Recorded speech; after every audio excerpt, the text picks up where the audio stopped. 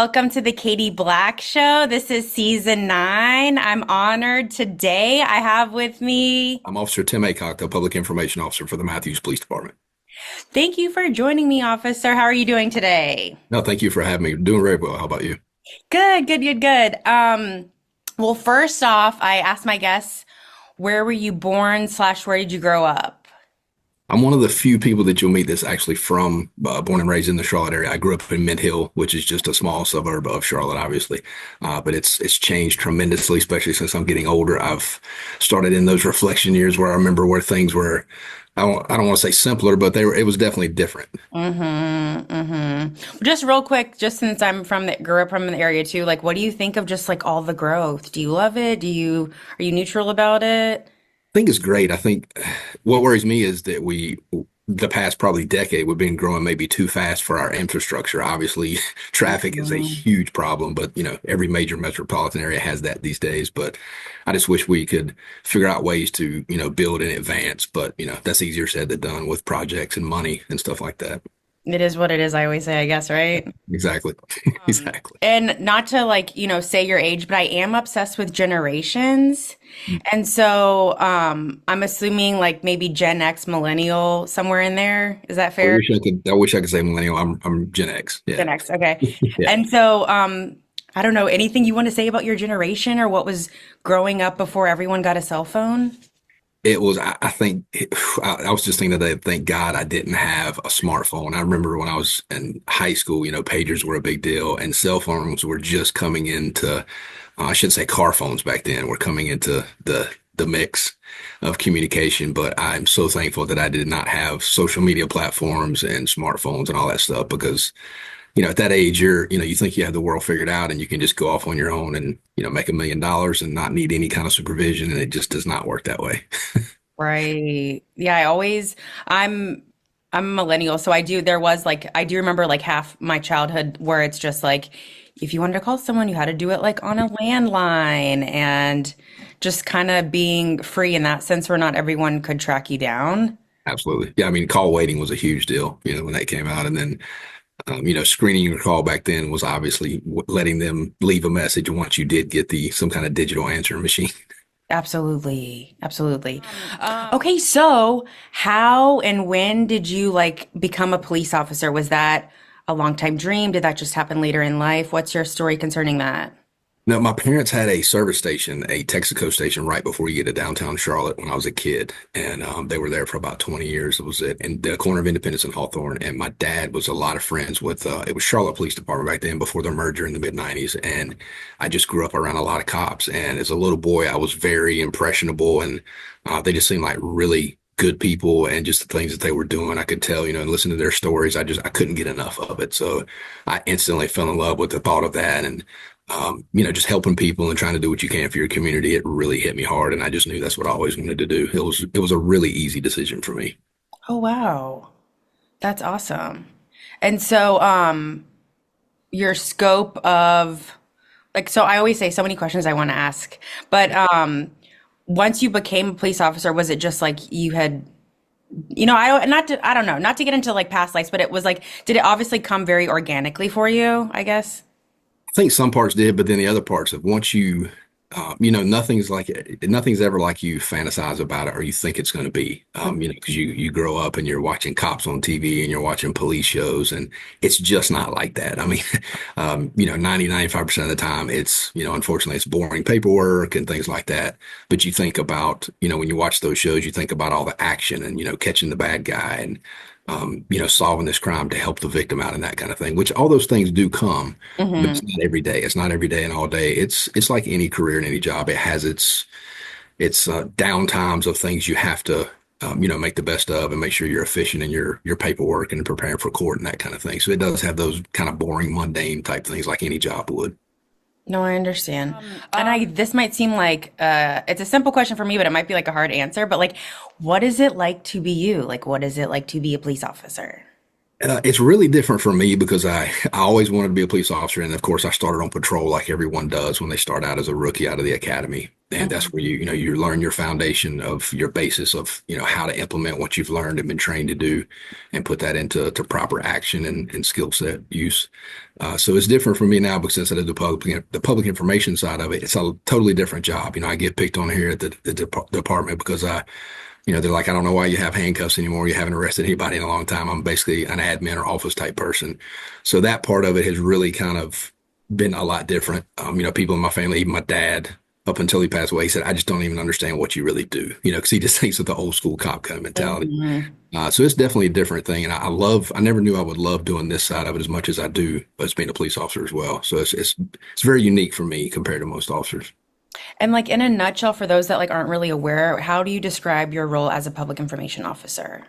So I'm basically the liaison to you, to the public. My job is to handle all the media interviews, basically help the command staff in chief with their messaging and, what does he or she want to message and send out to the public and, helpfully to monitor all of our social media platforms and really come up with, I hate to say it because it's basically marketing these days because we're marketing ourselves. We're marketing for, we're doing the right thing. We're holding people accountable for, any mistakes they may make. Is it a training issue or is it a disciplinary issue?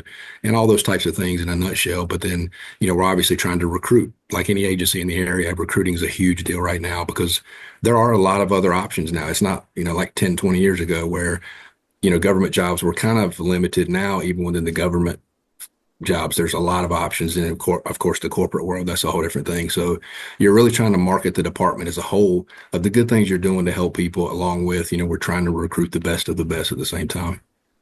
Very cool. And just going, since I'm like a study of like culture and anthropology and stuff, from your vantage point, like, is the media changed? Are they more suspect? Like, how do you, I mean, obviously you need the media, but like, how do you handle that? It's tough. It's a fine line because they're like anyone. They have a job to do. So you wonder, is it ratings based sometimes? But of course, officers have to be held accountable. So there is a fine line for them. And I can understand that because being in this role, especially, I've put myself in their shoes. How would I look at it if I was on their side of things? Because they're trying to obviously report the matters and be as truthful and accurate as they can for their journalistic, integrity, which is great. But then the other side is, we don't want to make sure that, we're obviously being held accountable, but we're being in the best light as well, that we are doing good things. If there are issues with officers, we're handling that as quickly and as swiftly as we can because we want to have those countermeasures in the background of, to see if there's a problem before it is a problem to kind of address those things because we do want to make sure we have the best of the best on the front line serving the community. So it is a slippery slope of trying to, we need them and they need us because we have to give them the information. Of course, they want all the information, but then we have to be Yeah, very careful of what we give because not only is it an ethical issue, but a lot of times it's a legal issue. We have to be very careful about the information we provide the media. And the other thing is too, we don't want to give too much information because we have victims at stake. We don't want to add other things onto a family and give other news, other bad news that we don't need to give at that time. And, the other thing too is when we arrest someone and charge them with a crime, we're just kind of done on our end. But then on the prosecutorial side of the DA's office, that's when their stuff begins. So we have to make sure that integrity is protected the whole time. So it's again, it's a very slippery slope of trying to give them everything that we can to satisfy the need and the want from the public without messing up the issue with the case. totally.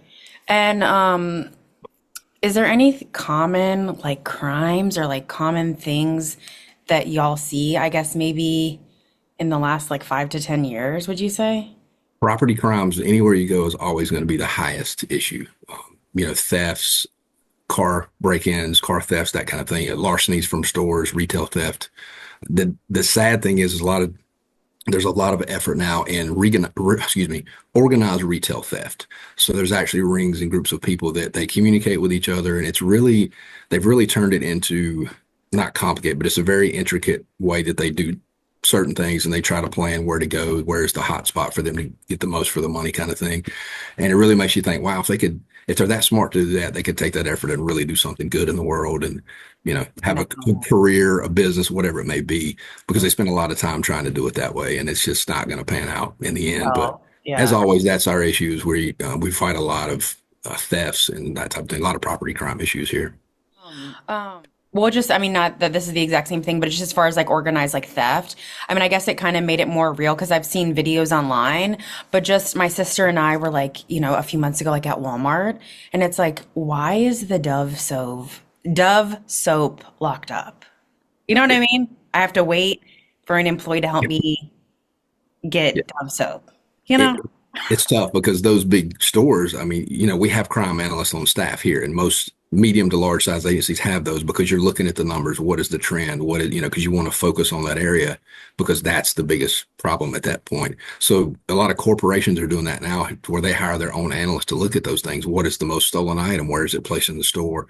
And we're actually pretty good about, we have people that go out from our investigations and patrol divisions as well, our community officers, and they'll talk to different stores. We were having issues with the home improvement stores here locally for a while with certain tools, and we talked to them. And their loss prevention group was very good about communicating about how do we secure that stuff the best. And unfortunately, there are certain things that you have to lock up like that. I've been in stores where the razors. Shaving razors are a huge thing, and they lock those up, which it just seems crazy to have to do, but that's just the way it is, unfortunately. From your vantage point, do you think that this, like, everything's gotten weirder post-COVID? Or, It's hard. I think about that all the time, and I think we all have times where we feel that way because we think we're getting back into a norm. But then if we're having something bad going on, is this a COVID issue or do we hear about it more? So I kind of try to balance it out that way because I'm thinking, I know we're all guilty of, maybe trying to put that COVID tag on it, but things do unfortunately seem different sometimes. But then I try to, keep it in that reality of, is it that or is my mind just letting it go there? right. I just always come from the vantage point, regardless of what it is. I just always hear, like, everything's weirder after COVID, or, starting at 2020 and 2025, it seems like it was like maybe 2 years, like a blur kind of. Yeah. But I get what you're saying, where it's like, I'm sure maybe it's a little bit of that, but it's maybe things have just, I don't know, always been a little weird in the last several decades. I don't know. Yeah, and it makes you wonder too. To me, I wonder if, because it seems like people are a lot more on edge a lot of times now than they used to be. But So is sad. that because of that change? We did have a drastic change, not only here but throughout the world. So it's probably going to take a while for us to really settle down, even though it's been a few years now before things got back to somewhat what we would consider normal. But it's probably going to take a while to really get back into that. Hmm. And I asked my other friend that was a police officer this, and I wanted your perspective. What do you feel going back to like the social media and the public, involvement? Do you feel like now, like the public, I mean, obviously I know the public always is helpful, but do you feel like now the public kind of like deters from y'all's job because they're social media and they like, is that positive? Like, I don't know. Is that true? Like, do you feel like the public is like some people are too over involved and like bug y'all too much that it distracts from the job, or not really? No, I think I mean, some might say that, but no, to me, I think it's really just, I think they're, what's the word? They're looking, they're invested in it because it is part of their community. And I think they're more aware of things. And that may be a post-COVID thing because they're so aware of what people are saying. Of course, we try to tell people in our community, please don't read too much into a social media post from someone. We are the confirmed verified source of information for these particular incidents, cases, whatever it may be.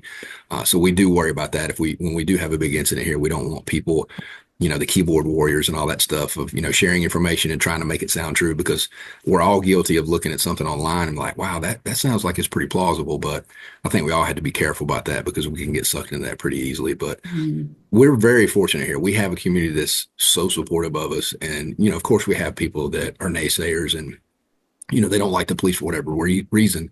But of course, we're trying to do everything we can to win those people over, of course, to get them to understand that we are humans and we're trying to do the best we can with everything that's going on in the world. So it's that too is a slippery slope where we're trying to, I feel like everyone now has to be kind of for or against a lot of things. So we're I trying to, know. with us, we're trying to get people in the middle ground to let's be realistic about this or that or whatever it may be. No, I agree. And I've even just like, because I'm so self-analytical, like I've even pulled back from all of that crap of Yeah, just don't. it's exhausting. It really It is. really Yeah. is. That's why Yeah. I've told a lot of friends, I'm like, this is like, I don't know, just the Matrix thing. I don't know. Um, but in your experience, like, is there like any like 4 or 5 safety tips that you would tell the public? We obviously scams are a big concern. at any age, but of course, when you have seniors in your family, your parents, grandparents, as they're aging, they're so much more susceptible to stuff of, money scams. We usually refer people to the FBI site because there's a huge page on just scams, and you can really break down different scams, and they'll talk about what areas they may be in and if they're prominent at that time or whatever. So you can really educate yourself on a lot of that stuff. And as your parents and grandparents get older, really trying to not to get into their business, but to let them, have someone in their family that they trust to, maybe have a power of attorney or something they can kind of oversee that stuff. Because we get so many cases where, some sweet elderly couple will get taken for thousands of dollars and they're just scared because they're trying to help who they think's a family member or something on their computer or something like that. So as technology advances, obviously it's hard for all of us to keep up, but as you get older, it's even harder because your mind is just not thinking about that. A lot of times, they're thinking about other things or whatever it may be. So really to try to help them through that process. And of course, the property crimes of, your lighting around your home and stuff like that. We do a lock it or lose it program here and a 9 o'clock routine, which means you basically are checking your home to make sure everything's secured, your garage doors closed, your car's locked up with all the things out of what we call plain view. So if you can walk around your car and look in the window, try to put yourself in the shoe of a bad guy. If I see that, work computer that you've left in there, or the big concern is weapons. Obviously, we do have some firearms, unfortunately, that are stolen from vehicles. And that's what we try to tell people and we're all guilty of it. When you pull up in that driveway at, 8 or 9 o'clock at night, whatever time you may get home from work, that is your kind of take that deep breath and that exhale because you're home. That's your one little spot on the earth where you feel safe and comfortable. But, don't let that guard down when it comes to securing your stuff. Do that before you get in the house and kind of make that part of your routine where you're not totally relaxed as soon as you get there and you kind of think about those things ahead of time because Hmm. unfortunately that's going to affect your insurance rates and all that fun stuff. So it's definitely something to be concerned about. And of course, around the holidays, it'll be here. I know it's just now summertime coming up, but that'll be here before you know it, it seems like. So we're always pushing out shopping tips any time of the year, but of course, holidays and all that stuff. So there's always some kind of tip to provide. Yeah, wow. That's the only, like I said, the only weird, I'm obsessed with the old Unsolved Mysteries with Robert Stack. Yeah. And that was the only, like, well, I took a lot away, but one of the things was just like lock everything. Yeah. When his voice too really made you kind of cue into that. Yeah, like you were like more alert, right? Yeah, exactly. And the stories that they would share, yeah. Well, I guess too, it is, well, it's surprising, but it's not just about like, people stealing stuff from properties because you think now with everyone's got like the ring cam or like, but I guess that doesn't, it doesn't You would matter if think. someone wants to do something, though. Yeah, you would think, and that's another thing we do. We do it's a community share program where people can go onto our website and fill out a digital form, and basically it just lets us know that they have a camera system. So if there are thefts or crimes in their area, we can contact them, and not that they'll give us complete access to their system or anything, but it's basically where we can kind of put a little pinpoint on a map and say, hey, we know you have a camera. Would you be willing to check your footage to see if you see anything suspicious in this area? But yeah, you would think people would be really afraid of those cameras, but sometimes they're just not. And they try to wear disguises or cover their face with a mask or a hoodie or whatever it may be. But Yeah. that is the big thing too. If we try to really tell people to, know your neighbor. Unfortunately, it's, kind of I feel like when I was growing up, always had, old man so and so that lived in this house for 50 years or whatever. And now people, they don't live in places as long as they used to, I feel like. So that's a lot of the times. And we're all busy and doing our own thing. We get in our own world. So we really try to tell neighbors to, have those community events within your neighborhood, your block, and get to know each other because that helps you watch out for each other's Stuff. property. Yeah. If you're going to be on vacation or something like that. So it really makes a difference. And then we also do a zone check or security check program here where people can get online on our website and they can tell us when they're going to be on vacation, who's going to be checking the house and what car is going to be in the driveway. And then we can send an officer by there, hopefully every shift, if not more often, to check and make sure everything is okay. So that way we can kind of add another set of eyes to it for them. That's awesome. Well, yeah, when my parents first got their ring, we're like, you gotta pay for it to be recorded. Yeah. Right. It's not that helpful if you're not Yeah. having it recorded. Right. Yeah. Um, Definitely. but since I am in Charlotte and like Matthews, like at what point, like, can you cross over into Charlotte and help citizens there? Like, is there like a cutoff point? You know what I mean? Yeah, I mean there is a border, but we actually have a really good partnership with CMPD. So our community officers and our investigators, as well as here, they all communicate when there's issues, and we share internal information really throughout the region. I have to say, and I'm biased because I'm from here and I've seen it grown so much and there's so many great people here. But Mecklenburg County is very fortunate, all the residents and business owners and whoever may come in to shop or have fun or whatever it may be, because all the agencies in this county that, within the seven jurisdictions, they really communicate well with, safety bulletins if we're looking for this person or if there's a trend in our area. So there has really been this collective community collaboration of how to really help each other communicate to solve those crimes, because obviously there's hardline borders for each jurisdiction, but you Hmm. have to have relationships with each other to make sure you're passing that information when you need to. No, I understand. Okay, and towards the end, I always try to go back to like nostalgia and just was curious, like, do you have a go-to movie or like is there a band or artist you loved growing up or TV show? um wow, that's really it's funny because it really depends on the mood that I'm in for Hmm. really any kind of show. I love movies and television, I love all that stuff. And so I'm really always interested in that. And I kind of get onto the nerdy side of how things are shot and the lighting and all that weird stuff. But so I really like how things are done. So really anything historical, movies like that, I really like that stuff. But of course, I'm a guy, so I like action stuff and stuff like that too. But I'm definitely a all genres of music. Really, my mom growing up, she just was obsessed with country music. So she drugged me for some reason to those concerts as a kid. I don't know why she wouldn't get a babysitter, but I got taken to a lot of country music experiences when I was a kid. And then, I liked, Red Hot Chili Peppers and stuff like that. So it just really depends on what kind of mood Mix. to what I go to. Was there one like country concert that really was like, whoa? I mean, I was younger when I would say, I mean, well, they all kind of seem the same to me. That's a different type of country than it is now. Oh, yeah. I feel like that was more of the kind of the old school honky tonk kind of, stuff or whatever. But I think one of the most as a little kid, it was Neil Diamond. That's not country, but she took me to a Neil Diamond concert, and he had like a laser light show. So of course I'm kind of bored because I'm a kid, but to see that as a kid, it was pretty neat. Oh, that's Yeah, awesome. yeah. All right. Well, that is it. Any other like fun facts or tips you think anyone should know, or we good?